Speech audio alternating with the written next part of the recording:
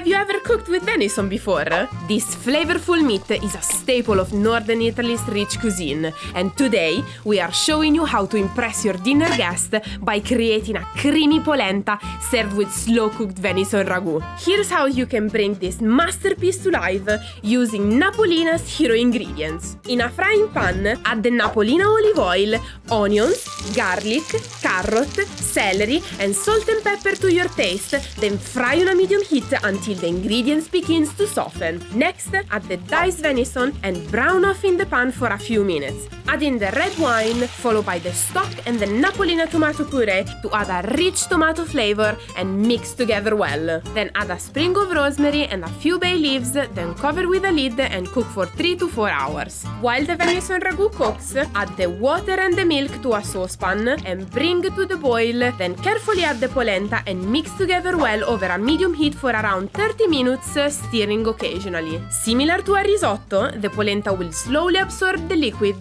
transforming into a creamy delight.